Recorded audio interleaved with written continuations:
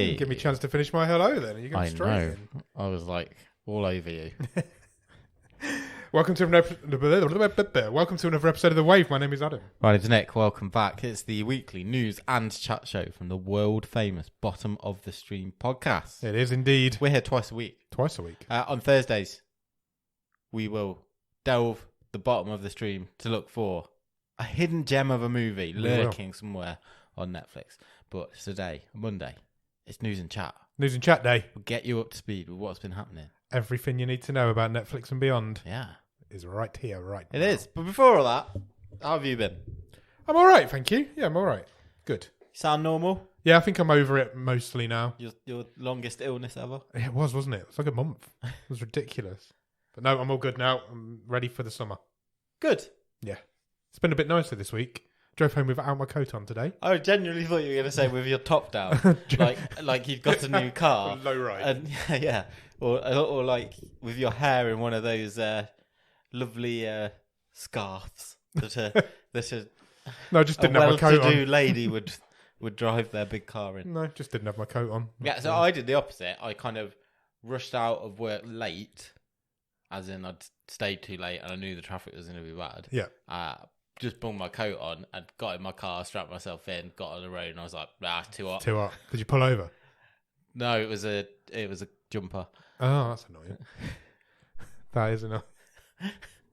You're a dick. I didn't get that to start with. Maybe I'm not fully back. No, I didn't know. I just turned the aircon up. You're a prick. It's really good for the environment. So good. Yeah. Okay. Fine. Can't remember where this was going. But to anything else? Well, we got together on Saturday. We did. We saw each other on Saturday socially. Yeah, it was nice. Had a pleasant evening. With a few people, a few friends. Yeah. It was nice. Spent a lot of money on Chinese food. Shot the shit. Shot the shit. Shit some shot. A lot of money on Chinese food. Too much money on Chinese food. Too much Chinese food. How much did you throw away? Seemed like a lot. There was a bag of spring rolls that hadn't even been Really? Was not even open. Wow. But Quite expensive as well, spring rolls. There wasn't a ton. The only thing there was lots of chips. Was chips. Because one member I've never of our seen party, chips served like this. One member of our party ordered salt and chili chips. Yeah. And they gave we went to collect it, didn't we? Me and you did, yeah. And only when we got home and started to unwrap everything, we realised we had a literal plastic bag full of literally chips. A plastic carrier bag with chips in it. Yeah. Not inside anything else, just a plastic carrier bag of chips. Man, there was a lot. You know how much food we had when we had to swap who was carrying it on the way home because it was heavy? That doesn't say anything about me and you, I don't think, but it was very heavy. And, the random free gift that we got, we need to probably mention. That was weird, wasn't it? Yeah, like the little lady, sort of, old Chinese lady. Yeah. She sort of caught our eye, didn't she, over the counter? Yeah. And she was like, because it was quite a big order. Got a free gift. She used to look so proud. She's like, she did. I'm just gratis. Giving you 2 bottles of soy sauce. 2 free full bottles of soy sauce. That's the way she looked at us and went, 1 light, 1 dark. Yeah, 1 of each. That was the most confusing thing that's happened to me in a very long time. I don't know what we were supposed to do with it. What if we were just having it as a present so we could start cooking our own Chinese food? Exactly. Stop hassling her and cook your own. It was funny. I've got one in my cupboard. You've got one in yours. Yeah. Everybody loves soy sauce. Sure. And I picked the one that I had run out of. Oh, amazing. That was good. I didn't know which one I'd run out of. Picked the right one. Oh, well, there you go. Bonus soy sauce. Absolute bonus. Absolutely. No, I didn't think it was expensive once it split between that many people. No, there was a lot of food there. But yeah, it was good. Don't order when you're hungry. Yeah, absolutely. It was a good night, though. It was the first time I'd seen your kids and wife for a long time. It was nice to see them. Anyway, back to the subject in hand. Business. Shall we do some Netflix news? Yes, and very different to last week, because I think last week there was a lot of news, but there wasn't much specific Netflix news. No, there wasn't. Well, it's the other way around this week, because it's all been kicking off. It's all gone Netflix. Netflix land. And I think we will start with the, shall we say, not quite as successful as the first live streaming event, which was Netflix's Chris Rock stand-up special. Yeah. was this weekend's Love is Blind live reunion. Shall we use the word shambles? I think Netflix may have used that themselves. So I think that's fine. Technical difficulties would be the polite way to put what happened on Sunday evening. Yeah, it didn't go well, did it? So the live stream of the Love is Blind reunion was hosted from Los Angeles. It was the middle of the night our time, so I wasn't staying up for it. Nor me. I've never seen a minute of. Nor have I. Love is Blind, but there you go. Apparently Netflix subscribers joined a waiting room 10 minutes before the show's start time. Yep. And they're still there over an hour later. Oh dear. It was supposed to start airing at 5 p.m. Pacific time. Didn't start until 6:16. And then it still didn't start for everyone. Yeah, it didn't really go well, did it? By far, the minority of people did get to see something at that time. And Netflix ended up basically apologising, saying, so to everyone who stayed up late, woke up early, gave up their Sunday afternoon, we are incredibly sorry that the Love is Blind live reunion did not turn out as we had planned. We are filming it as we speak, and we will have it on Netflix as soon as humanly possible. Thank you and sorry. So when they say filming it as we speak, so did it just not happen at all, and then they just filmed it and they're going to put it out later on? Or I assumed it had started at some point. Yes, for some people, but a lot of people still didn't ever see any of it. Right. But I'm not clear on whether it stopped for those people and then they just cut the feed and recorded it. But, and then now they're just going to do a... No, it was back. It was, say they recorded it. It was up the next day. So it did work in the end. Okay. Well, they released the recorded show. Yeah. So never went out live. Yeah. Wow. Not good. The first one didn't go without a hitch, but it was much better than that one. Yeah, I mean, maybe this is. We've always said, why don't Netflix do more live stuff? This is maybe why. They don't know how to do it. But you do still. I mean, you see, I don't know, maybe even on live sport, stuff still cuts out occasionally. Yeah, occasionally, yeah. You just never know what's going to happen. You never know what's going to happen with live TV. And I'm sure they've done plenty of tests,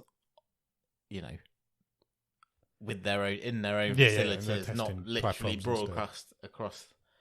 Well, these things are just tests. This is just. I mean, you can 100% see why a Love is Blind studio reunion is the kind of thing you'd choose to trial it on. Yeah, absolutely.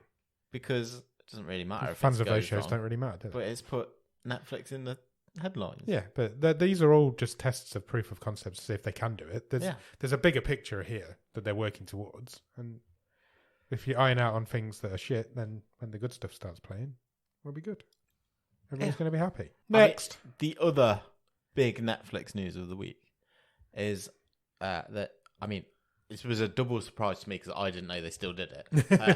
I think we briefly mentioned it on the show a long while ago. It's that Netflix have confirmed that from September, they will no longer be renting actual DVDs and sending them out in the post. That's the end of an era. That's how Netflix started. That's their bread and butter. Which they have still been doing in the States. I didn't know that. No. Yeah. It was shipped out its last DVD on September the 29th, 2023. Wow. They should just let the people keep them.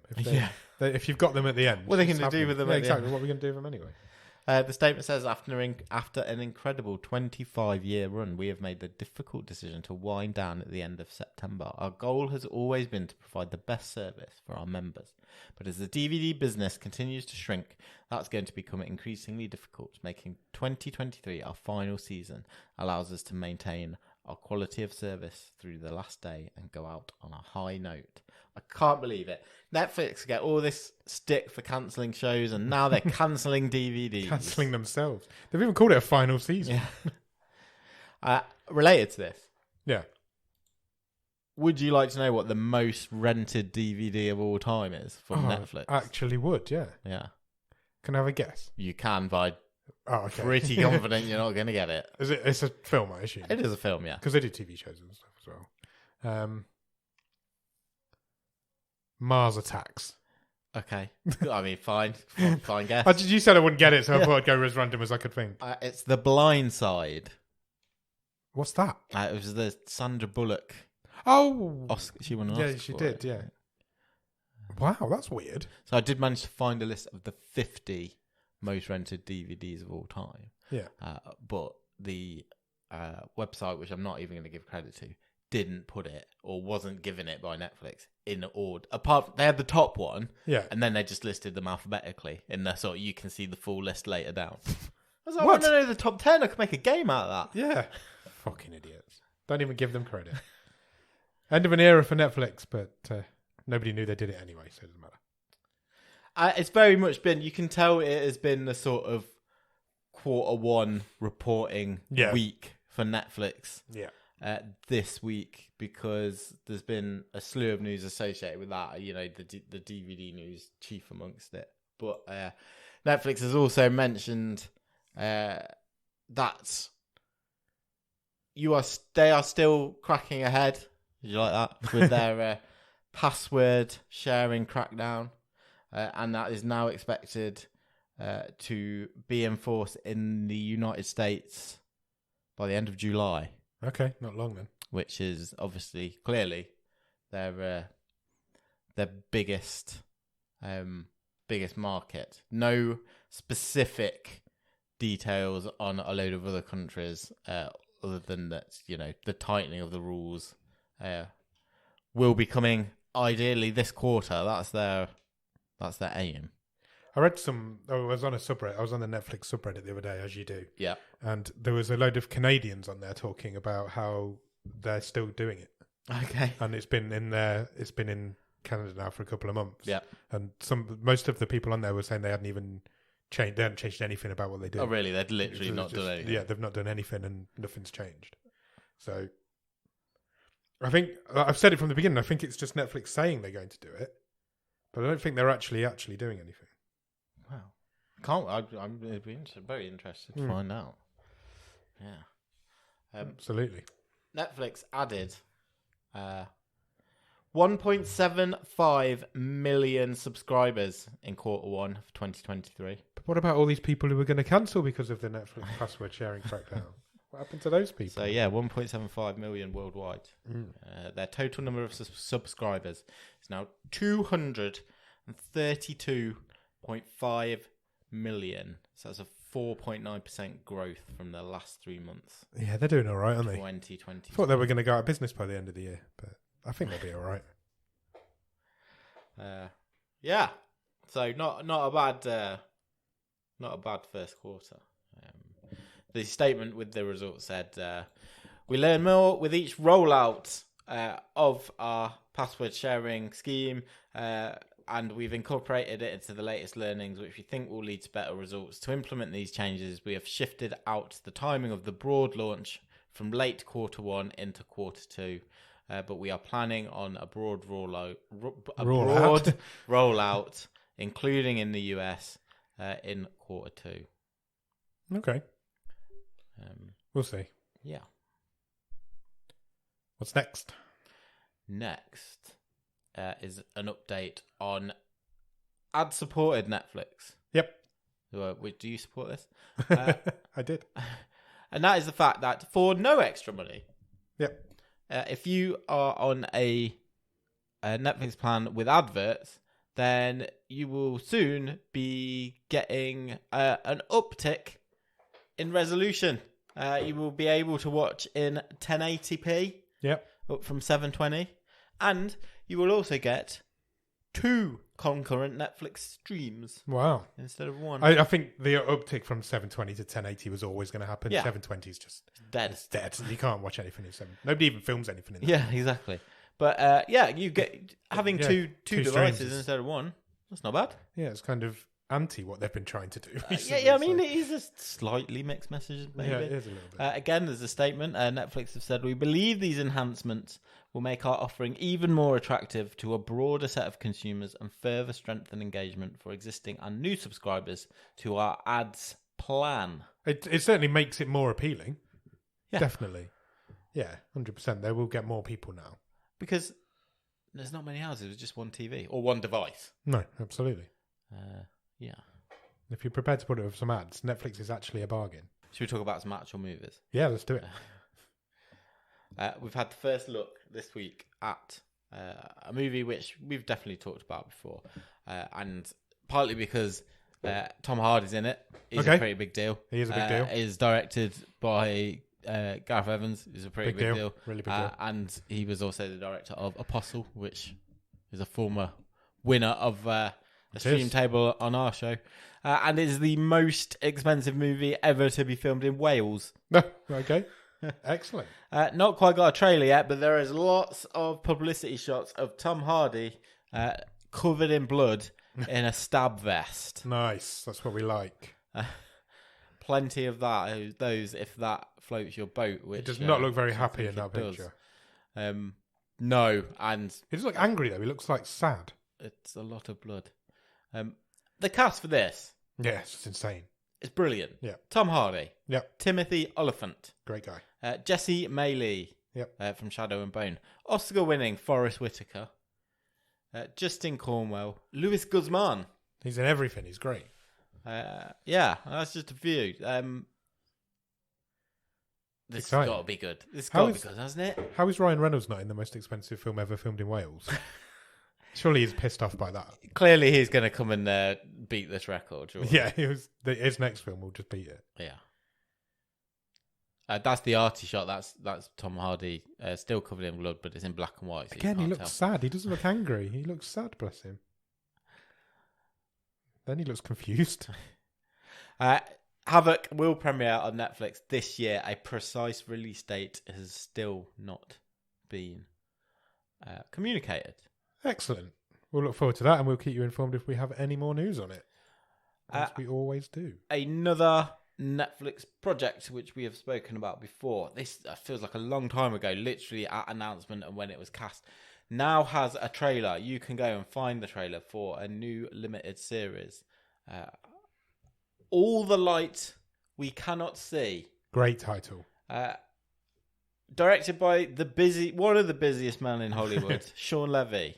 Very busy guy. He's recently done Free Guy, The Adam Project. He did that for Netflix. Talking of Ryan Reynolds. Yeah, he's got Deadpool 3 next up. And he's also an executive producer and a regular director on Stranger Things.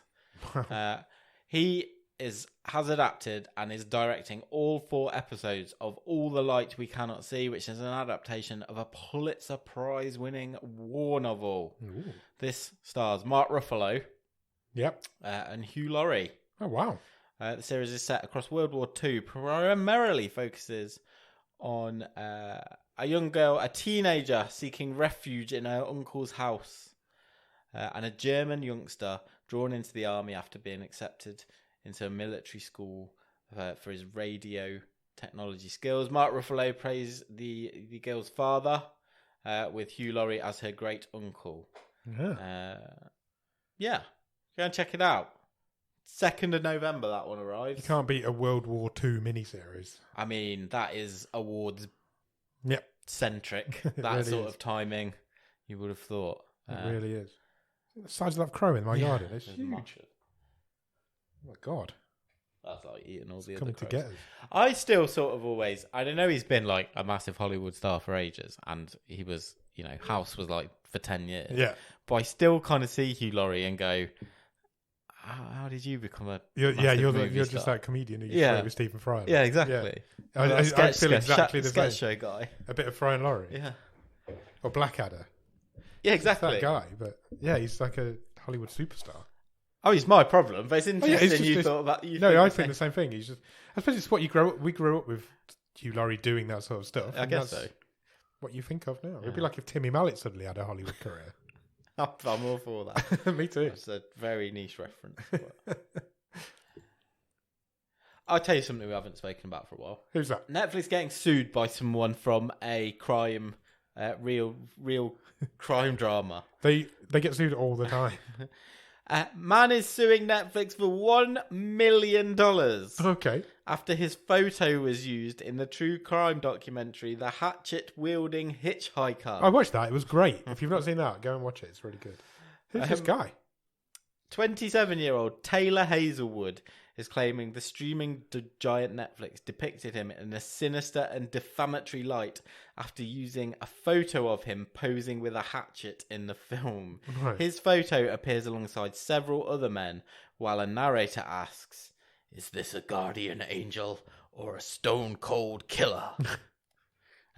Hazelwood stresses he is not connected to the murder in any way. He filed his lawsuit in Dallas and said he has received a flurry of messages from friends and family shortly after the documentary was available on Netflix. One friend asked him, "What's happening here?" Another said, "Something not so chill happens in this documentary. Your picture shows up after he's charged with murder, and it's just bad vibes." Another friend said, "Bro, WTF? Are you in that?" They just pick random pictures of people holding hatchets. Maybe it's just like... That does seem bad. I mean, yeah. People hold hatchets without murdering people all the time. Exactly. Maybe it's just... I think you might have a case here, if that's the case. The lawsuit states, Hazelwood is, of course, beyond angry that Netflix would implicate and connect him to such a salacious and infamous story and individual. Hazelwood's reputation has clearly been tarnished. There are many acquaintances who will see Hazelwood's photograph in the film and will assume the worst without contacting him to get to the truth. The use causes Hazelwood a constant fear of losing future employment or relationships because of people believing he is dangerous or untrustworthy. To be honest, I've seen that documentary and I do remember that sequence. And I just assumed they were all like friends of Kai's. Yeah. Or like not people just like he knew. Library footage of people. Not just like random people holding axes. Maybe they just pulled the photos from like Facebook profiles or something.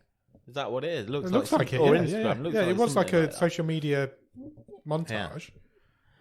Yeah. Well, clearly they've not signed like an image right. No, I think they might lose that one.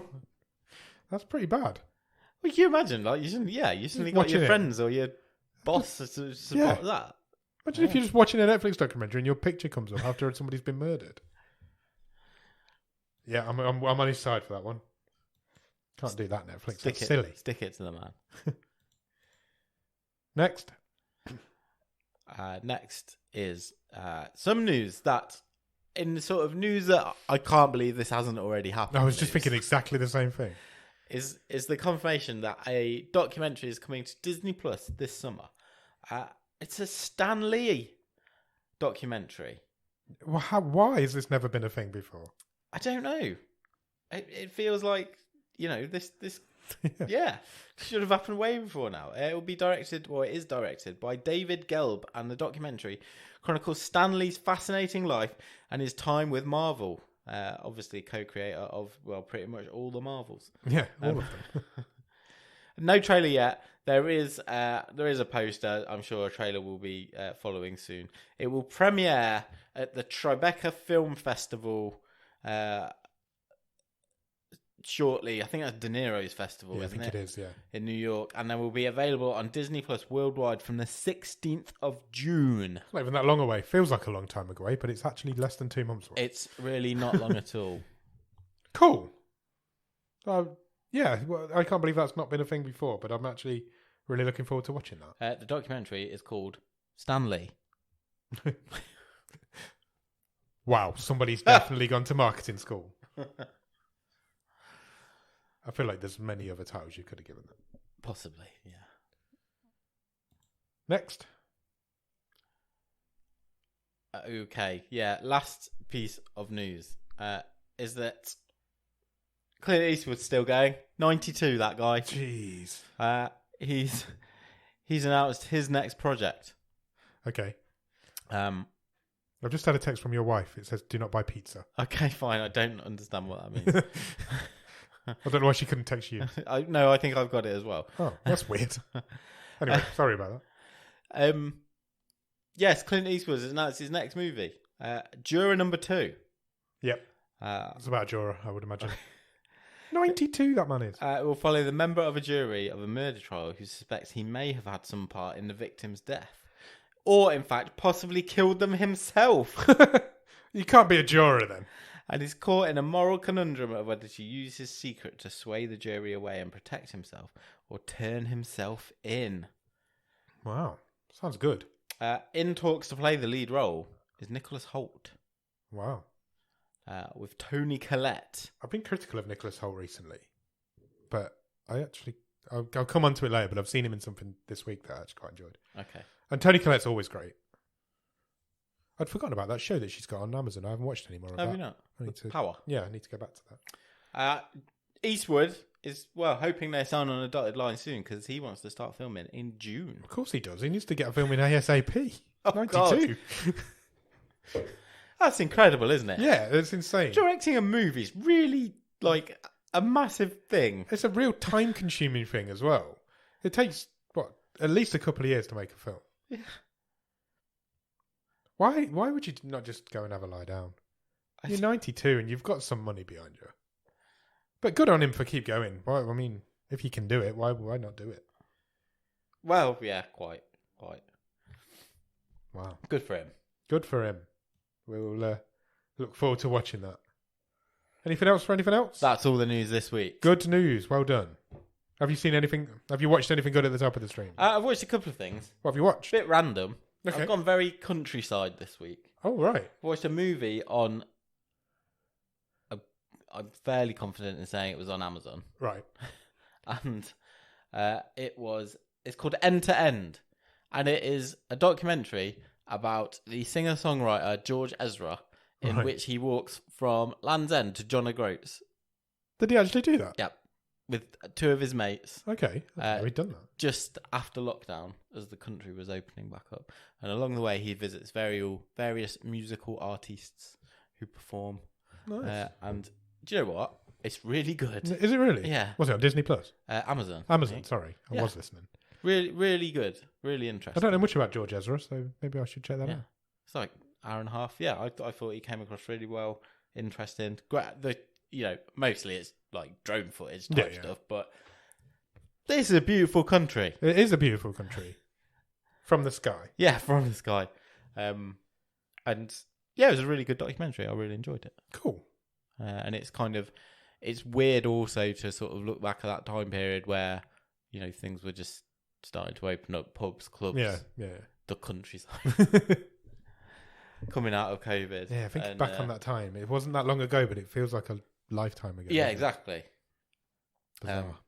I would recommend that. It was really interesting. Oh, check it out. And then I've also watched, kind of partly from you saying I should watch it because I'd like it, even though I don't like the guy. Clarkson's Farm. Oh, okay. Yeah. And am I right? It's a ridiculously entertaining program. It really is, isn't it? With a very well chosen supporting cast of characters. Yes, absolutely. I think they know exactly what they're doing. Yeah, it's a real slick. Yeah, you put it exactly right. Yeah. It's a very well managed. Yeah, program. It really is. It really is. Yeah. He doesn't get any of his worldviews out there. It's literally just let's talk about farms. Yeah. It seems pretty normal to talk about farms. Really entertaining. Yeah, it is. It's fascinating. It really highlights the issues that farmers are going through. At the minute, and that's what it and should that can be only be a positive. Not about. That can only be a positive. Okay. Cool. All right. I haven't watched a lot this week. I've been watching The Night Agent. Oh yes, I'm about halfway through it now. Yeah. I think I've done 5 or 6. How are you finding it? I'm quite enjoying it. It reminds me a lot of 24, only without the obviously 24 gimmick. But yeah, it's that sort of style of show and fun. Yeah, but yeah, I think the two leads are brilliant. The supporting Hong Chau's brilliant in it. Yeah, the supporting cast are great. No, yeah, I'm quite enjoying it. It's silly little crime. It's drama, it's slick. It's like slick pulpy, but you want. It's well made, slick and throwaway, isn't it? Yeah. It's just an easy, you can see why it's high quality watch. You can see why it's doing the numbers it's doing on Netflix because there isn't many shows like that about at the minute. So people have been crying out for a show like this. And I think they've timed it well in terms of when they've dropped it. Very much so. I think they timed it so well that they probably should have pushed Beef back maybe. Yes. Because bringing them both out at the same time maybe damaged one. It was going to damage one of them, and I think it maybe damaged Beef more than it probably deserved. Beef has certainly had the critical acclaim, but not so much of the numbers. Yeah, but it makes you wonder if they realised that the Night Agent was going to do as well as it has. Possibly. So who knows? But yeah, it's doing really well. I've also watched 2 films. Okay. I went to I'll talk about the one I watched here first. On Sunday night. I watched a film on Amazon Prime It's not even on Amazon Prime. It's on Freevee, which is the free streaming service from Amazon Prime. They have adverts in the films and stuff. It's called John and the Hole. Okay. Have you heard of John and the Hole? I don't think I have. Yeah, don't watch it. It's not very good. Oh, no. It's about a kid, 13-year-old lad, and he finds a unfinished bunker in the forest behind his house. And then he decides he's just going to put his family in it. Right. What, for fun or like killing them? Bit of both. Okay. He has a very boring life. Doesn't enjoy his life. He's 13. Doesn't enjoy his life. So he's to spice up his life a little bit. He thinks, I'm just going to put my family in this hole. Right. And then he does. And then it's Michael C. Hall plays his dad. Okay. And they're just in this hole for the rest of this film. Right. And he feeds them occasionally. Sometimes he forgets. He'll get his friends around to play on these Xbox and things. But then, halfway through the film, you have a crash cut to another family, which is a mother and a daughter. And the mother's like, do you want a bedtime story to this little girl? She's probably 6 or 7. Sure. And she's like, you can have one of two. You can have George and the spider or John and the hole. Right. And then that scene cuts away. You don't see those people again for another half an hour. And then you see that those two people come on later on. Nothing's happening in the meantime, by the way. They're just in this hole. Okay. They're just talking about being in the hole. And John's just living his life with them in the hole. Then these people come back on and the mother's like, right, I'm leaving you now. You're going to have to look after yourself for the rest of your life. This goes like 10 or 11. Okay. Then you never see them again. And then John lets his... I'm going to spoil this whole film. No, it's fine. Just put it out there. If you do want to watch it, just skip ahead a couple of seconds. John then lets his family out of the hole and they go back to living their normal life. Right. As if nothing had ever happened. They're just sitting around the dinner table eating their dinner. And then this little girl, you see her walking through this forest and she sees this hole and then the film ends. What? I watched...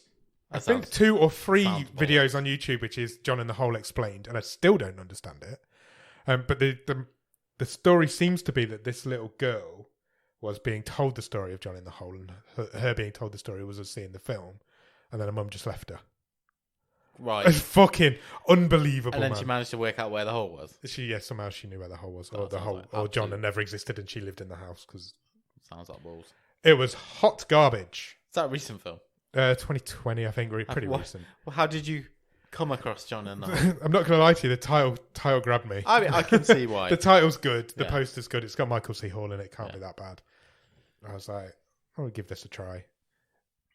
I just cannot believe how bad it is. It's weird and it's terrible. And pointless. Pretentious garbage is what it is.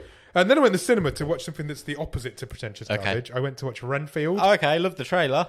The trailer's great. The film's great, to be fair. Okay. Nicolas Cage plays Dracula in this film. In this film that was being dubbed... We joked about it on here a few weeks ago that the director said it's a direct sequel to the 1931 movie. Yeah. And we said you can't do that. It turns out you can do that, and he does do that, and he actually does it quite well. Okay. I'm not going to give any spoilers to this, but there are sequences in the film that tie them both together. Okay.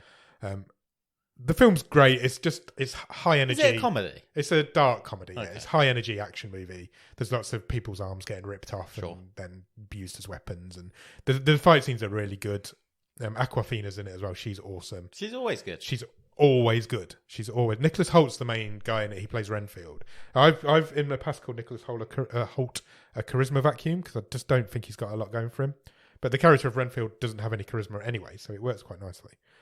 But Nicolas Cage's performance in this movie is too good for this movie. Oh, no. Apparently Cage, as all the way through his career, said there's 3 roles that he always wanted to play. Yeah. One was Captain Nemo. One was Dracula. And I cannot remember for the life of me what the third one was. But if this is his Dracula that he's always wanted to play, he does it perfectly. Amazing. But he does it too well for this movie. It's a shame that that performance. He's took the first Dracula offer. Yeah, basically. But honestly, it's just fun. It's a bucket load of fun. Just go and check it out. If Nicolas Cage is back, and there's nothing wrong with that. Oh no, in a big way. The stuff that he's picking at the minute, he knows exactly what he's doing, and he is back, and it is great to see. Excellent. That's 2 Nicolas Cage films. The last 2 Nicolas Cage films both had cinema releases, and that's been a long time since that's happened. Oh well, that says it all, doesn't it? Exactly. The guy has just ended up through pure force of charisma back on a big screen. Yeah, exactly. Don't be surprised if Nicolas Cage has got an Oscar nomination in the next 5 years. But he does play. He is playing Nicolas Cage as Dracula. He's not playing Dracula. Yeah, he knows exactly what he's doing, and this is like he's got all his mannerisms and all his character foibles. Yeah, as if Nicolas Cage got turned into a vampire. Exactly. Yeah, that's exactly what this performance is, and it's wonderful. But yeah, all three of them are great. Awkwafina, Nicholas Hoult, and him are all really good in it. Awesome. I very much enjoyed it. Nice. How are we doing for time? Do you want to do a Netflix top 10? Yeah, we've not done that for ages. Not done that for ages and ages. Right, top 10 films in the English language currently on Netflix. Number 10 is Dr. Seuss the Lorax. Okay. I assume that's just appeared onto Netflix. It's been out for a while. It's a years old movie. Yes. Number 9, Murder Mystery, the original, 4th week in the chart. That's because Murder Mystery 2's come out, I would imagine. Matilda's at number 8. Okay. Home is at number 7. The Last Stand is at number 6. Is that a Schwarzenegger movie from... I've seen The Last Stand. It's fun. A while ago. Yeah. Yeah, it's good. Another bit of news was that the trailer for Schwarzenegger's first ever TV show dropped this week. Oh, really? I heard he was doing one. Coming to Netflix. No, the trailer dropped. So I think it's called Fubar. Fubar? Yeah. Good name. It's be a drinking game. Russell Crowe's Noah is at number 5. I feel this is a bit of a rough movie selection. I've got to be honest with you. It's not a good top 10, is it? Number 4, Trolls World Tour. Okay. Number 3, Murder Mystery 2. Sure. Which is obviously just... Have you seen that? Yes. Oh, we talked about that last week. Yeah. Number 2 is Chuppa. You seen this yet? I've seen the trailer. It's the return of Christian Slater. It is, yeah. The Chupacabra, isn't it? The cute Chupacabra film. Yeah. Kids film. Have the kids not watched it? Should let the kids watch it. Okay, fine. All right, tell me what to do. Number 1, I think everybody predicted this. Seven Kings Must Die is at number 1. It is the ending of the story of the Last Kingdom, I think. Yeah. So this ties the series up. I think so. As a TV, as a movie. I think so. Yeah. Last Kingdom was obviously a TV series. Seven Kings Must Die has gone into the number 1 spot. 35.5 million hours watched this week. Yep. Quite a lot of hours. That. TV shows. Let's do it. TV shows in the English language. Number 10, Wednesday season 1 in the 19th week in the chart. I mean, I can't recall something doing 19 weeks. I don't even know if Squid Game did 19 weeks. No, I don't think so. This website isn't even geared up for it. It's gone onto a second. The notches have gone onto a second line, and it's still done. Nearly 11 million hours. People are still watching this show. It's crazy. Number 9, Shadow and Bone season 2, 5th week in the charts. Still doing well. It's not doing as well as people thought it would. I don't think. I think it's dropping quicker than people are expecting. I read a few people this week expecting a cancellation on Shadow and Bone, but we'll see if it does get one. We'll let you know. Number 8, Designated Survivor season 1. That's the Kiefer Sutherland show. It's a really good show, Designated Survivor. Very much enjoyed it. Number 7, Transatlantic has a limited series. Any idea what that is? Yeah, it's like a period comedy drama thing. It's got Gillian Jacobs in it. Oh, okay. Cool. Other people. Number 6, American Manhunt, the Boston Marathon bombing. I've seen the trailer for this as well. Yeah, I might check this out. I do reckon Netflix true crime story. Netflix true crime. Yeah, they do well, don't they? Template. Number 5, Florida Man. Seen any Florida Man yet? No, I'm not familiar with Florida Man. It's a sitcom about a man in Florida. You know, there's like the Florida Man memes. Yeah. It's basically that, I think. I nearly watched it the other day, but I don't think it's my sort of thing. Number 4 is Obsession, the show everybody's talking about. Netflix's most favourite word, I think. Was this because a guy does something weird with a pillow? Yeah, I think so. It's been on Gogglebox a few weeks in a row. Okay. Netflix love the word obsession. If you search for obsession on Netflix, there's so many stuff. Really? So many things on there. We've done a film called Secret Obsession on the show. Just think how many words there are in the English language you can use and other languages. Yeah. Don't just use the same one. Love is Blind season 4 is at number 3. Okay. Number 2 is Beef. I think the number 2 and number 1 are obvious here. Can I just say, even just on that thumbnail we're looking at, I know this is an audio medium, but that thumbnail is just beautiful. It really is. I don't think we mentioned when we were praising Beef last week. Is like the artwork in the title card. Yeah. It's amazing. How well the whole show's beautiful. How well it's shot. The guy who does all the artwork is the guy who plays Danny's cousin. Oh really? Yeah. Oh, that's fascinating. I did not know that. Yeah, there you go. Cool. Yeah, the whole show's beautiful. It's great from start to finish. 70.3 million viewing hours this week. That's pretty good. And obviously, number one is the Night Agent, the aforementioned Night Agent. 90.4 million viewing hours this week. I believe it's now crept into the top 10 of all time. More than crept in. It's at number 6. Yeah. 6 of all time. That's really... That's a really good performance. Yeah, nobody was expecting that. People might have thought it'd do well, but nobody expected it to do. It's above Stranger Things Series 3. Yeah, and it's not, in the grand scheme of things, a million miles behind Bridgerton season 1. I don't think it's done its first 28 days yet either. I think it's still going. If I'm right, I think it might be just about, or maybe it's just finished it. Yeah. But to get 90 million in your 4th week is pretty impressive. Yeah, six most viewed of all time in its first 28 days. Yeah. Beats Stranger Things season 3, It's Not That Down 1, Lucifer season 5, The Witcher season 1, and Inventing Anna. It's not down into 10th. It's knocked something out of the top 10, but we don't know what. Madness. People will just watch anything. No, it's a great show. It's a really good show. I really enjoyed it. Right. Anything else? We should probably do a real talk. You want to do that? Let's do our real talk. What was our real talk for this week? This week, the subject in real talk was... Well, I think we phrased it as what movie scared you most as a kid. Yes. But I think for me, I was more thinking about scenes. Okay. But... with it, yeah. So let's get into it. See, things. Yeah. What sort of still sticks in your mind as something you I don't know, maybe you watched it a bit too young, or you're just a weirdo and something random stuck with you as something creepy. Okay. First response we had in the Discord was from Ross Cook. He says, I have a core memory of seeing the scene in Nightmare on Elm Street when Freddy Krueger's long arms come for you. Oh, yeah, that is creepy. He says, I think I saw it when I was about 8. So that's too young to be watching a Nightmare on Elm Street. Why are people letting 8-year-olds watch Nightmare on Elm Street? That's too young. That's way too young. Imagine if your kids sat and watched Nightmare on Elm Street. Yeah, it's not happening. One of them's older than that. He also says the It mini-series scared the piss out of me at a similar age. I think a lot of people in that sort of age range would say that. Wayne in the Discord says, Child's Play, I saw 5 minutes of Chucky and I've been terrified ever since. I hate it. I was so surprised by that answer. I'm amazed that Wayne has seen Child's Play. I don't... Yeah, I would have seen it probably. But I don't think I've ever seen any of the multitude of sequels. Maybe the second one. Smileyton in the Discord says Jurassic Park. I can't remember what age I was, but I was very young and I couldn't get my head around the fact that dinosaurs were fake. I remember having nightmares and seeing dinosaur shadows. You can't imagine kids being scared of Jurassic Park nowadays. It just wouldn't happen. I think if you put a 4 or 5-year-old in front of maybe. They'd be pretty scared. I think kids are raised with dinosaurs now, though. But back then, and that's because of Jurassic Park. Yeah, but that's because of Jurassic Park, and it didn't happen before Jurassic Park. Yeah. So a kid of that age watching Jurassic Park would have been terrified. You didn't get as many dinosaur lunchboxes and beanbags and the whole dinosaur thing came because of Jurassic Park.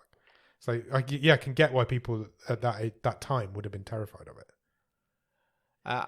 I like this one from Sam Mulholland in the Discord. He says, my wife's answer is Alien. She says her parents didn't know what it was when they rented it. Just randomly hire a movie called Alien and sit your kids down in front of it. Maybe they thought it was... you were bored, don't you? Partway through the movie. What year was Alien, roughly? 1979, maybe? Okay, so it wasn't at the time then, unless his wife's really old. No, but if you say you're sitting watching that as a 10-year-old, I don't think it's on the kid to abort. I think that's what I mean. The parents to abort. You get that vibe a few minutes in. This is quite atmospheric, and maybe we shouldn't. My kids should not be watching this movie. Again, imagine your kids sitting down watching Alien. Don't ever let me look after them because I'm going to do some experiments. Chris from the Time Shifters podcast says a movie from 1972 called Gargoyles. It wasn't so much the movie itself, but it gave me a nightmare at some point that involved the creatures, and it has stayed with me even to this day. Wow. Yeah. I don't know that movie, but that's Yeah, that's the sort of thing we were looking for. He's attached a picture of one of the said gargoyles, and I think I could see why. Oh, really? A small child may be. Oh, yeah, no, that is terrifying. Even 50 years later, that's terrifying. Alex in the Discord as saying, I think it's a boring answer, but I watched The Shining when I was 11 and it shit me up for days. The Shining's never a boring answer to any question. I think fine. The Shining is terrifying. Watched it on a snow day from school with a friend. Even worse. When we should have been out sledging. Even worse. Talking of The Shining briefly, remember we mentioned the Script Apart podcast a few weeks ago when they had the Daniels on for... Yes. No, they had... Mike Flanagan on for Doctor Sleep. They did a episode on The Shining, but obviously they can't get the scriptwriter for The Shining on because he's dead. Yeah. So they got on the guy, that movie director who's just written a book about The Shining. He directed Coco, used to work for Pixar. Oh, right, yeah. He's just written a book that's $1,500. What nice. This book is. They had him on, and it's a really fascinating listen. If you've got any interest in listening to knowing more about The Shining, I would check that episode out. It's an older episode. I think it came out about Christmas time. But yeah, I actually listened to one of those this week. It was Bob Gale who wrote Back to the Future. Oh right, okay. That was really interesting. I've listened to a few of them now. I listened to the one about the whale as well. That was interesting. It's a really good show. It is. Can I make a criticism? You're going to talk. I know what you're going to say. You shouldn't be like digging a fellow podcast host. It comes across as a bit fake. Yeah, I mean, it comes across. Is he too posh? I think he's over prepared. Doesn't always. I mean, we can't talk about people preparing. Yeah, exactly. We just don't do any planning whatsoever. I think I've got used to him now. I quite like his style. Yeah, I've not listened to many. He does over prepare, and he is very posh, and he's super polite to everybody. But you're gonna be this guy's doing this podcast on his own. Yeah, it's great. They've got an editor, but there's just the two of them, and how he's getting such big name guys to come on his podcast. I mean, we need to ask him that. It doesn't always feel like it flows as a natural conversation. Yeah, I agree with that. I agree with that. But it's a great show. Some of the stuff that you get out of it is really interesting. Yeah. Sorry, I derailed Real Talk slightly there. That's fine. That's pretty much it in the Discord. Okay. Shall I go? Yes. The first movie as a whole that sprung to mind was definitely, I think I don't know. I don't know the reason I would have seen this early or too young, or if it was just I snuck in, or I was alone at some point and it was just on. But it's Hellraiser. Oh wow! I hate that thing. Yes, I hate Pinhead. Horrible. Or if we're going for specific moments, it's that bit in the Never-Ending Story where that horse drowns in the.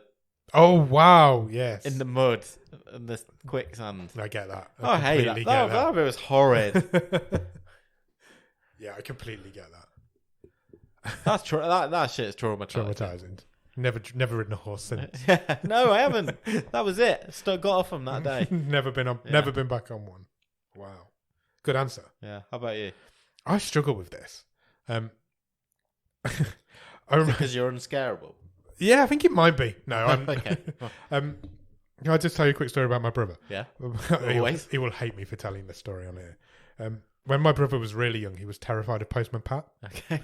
Literally, would run up the stairs and cry. Famous anti-kid character, Postman Pat. Yeah. There's an episode of Postman Pat where Postman Pat falls out of a tree. Okay. And it for some reason just struck a chord with my brother, and he is absolutely terrified of it. And he used to run up to the top of the stairs and just cry. Brilliant. And it's just I always remember it. My mum and me still take the mickey out of him sometimes for it, but. Yeah, I just thought I'd tell that. I've never told that story anywhere before. I could just imagine a small version of your brother sort of sitting on his bed rocking. He wasn't any smaller. That's big as he is now. Rocking backwards and forwards, humming Postman Pat theme tune to himself. That's what he does. And crying. And... He still doesn't really like it now. He doesn't let his daughter watch it. Just in case. In case it's hereditary. Yeah, it could be. I remember the first time I ever went to the cinema. I remember refusing to go in because it was too dark in there. Okay. And I was absolutely terrified. It's big, isn't it? It's big, it's scary. It's a big, scary, dark room. Yeah. I was absolutely terrified. Did you know what the movie that I was going to see was? American Tail or something like that. Care Bears. Oh, well, it's animated. The scariest movie I've never seen is the Care Bears movie. I just flatly refused to go in. I think I was like 5. I remember it. I remember just being absolutely terrified of going into this dark room, and I've never seen it since. I don't think. Oh man! But yeah, I remember being terrified of that. I watched Carrie when I was 12. Okay. Carrie isn't that scary, but that scene right at the end where the hand comes out the wall, it's pretty terrifying. Why did you watch that when you were 12? Can you remember? I had recently watched Stand By Me, I think. Okay. And I was just... I want to watch another Stephen King film. The film. start of the Stephen King. Stand By Me was the first Stephen King thing I ever ingested into myself. Okay, right. And then from that point on, I was just trying to get as much of it into my body as I could. Fine. They're obviously very different movies. Yeah, a little bit. Yeah, and Carrie was the first Stephen King book I read because I'd watched the movie. Got you. But Stand By Me was the first film I saw, I think. But yeah, the Care Bears movie is terrifying. Man. Weird, isn't it? That's good. Have we got anything else to do on this show? I don't think so. You know what we didn't do at the beginning? What was that? We'll talk about last week's film. No, we didn't. We could do that briefly. Let's briefly do that. Last week, the movie we watched was... What was it? Dangerous Lies. Dangerous Lies. The easily forgettable Dangerous Lies. Which was just... It was just really shit. Yeah, it was boring. And it made no sense. No action anyone took in that movie made sense. No, there was no humans. It was your standard sort of TV movie of the week, and it ranked one off. So it was one off the bottom in our current stream table. It is one off the bottom in our current stream table. So was it 20th out of 21? Yeah, we're getting right near the end of this season. Yeah. Yeah, we're going to put 22 in this week. Yeah, just a few movies left. And on Thursday, come back to this very stream and we will talk about The Bridge Curse. Will we talk about The Bridge Curse? We will talk about... We will try to talk about The Bridge Curse. About The Bridge Curse, which is a very... I think... It's got to be right down there in terms of most bottom of the stream movies we have seen. There is very little information or facts out there on this movie. No. And, I mean, we'll talk about more on Thursday, but I found this incredibly difficult to make notes on. It was the hardest film we've ever done, I think, to make notes on. And that is not a reflection on what I thought of the film. No. But there are several reasons why this was very difficult to make notes on. It's a Taiwanese ghost story. Yeah. It's complicated. But those sort of episodes always make those sort of films always make the best episodes. It's going to be absolute chaos. I think we're going to have a ball with it. It is going to be chaos. I've got barely any notes. We're going to go from as much memory as we can get. Even on IMDb, the cast don't have any names. As the character names are not on IMDb. Yeah. So, yeah, we're going to have some fun with... I've got to make up nicknames for everybody, innit? Because they don't have names. I'm on board. Yeah, so... They're not good nicknames, but... Yeah, it's going to be a fun episode. So, yeah, come back on Thursday and we will talk to you about Taiwanese horror movie, The Bridge Curse. Cheers! Bye!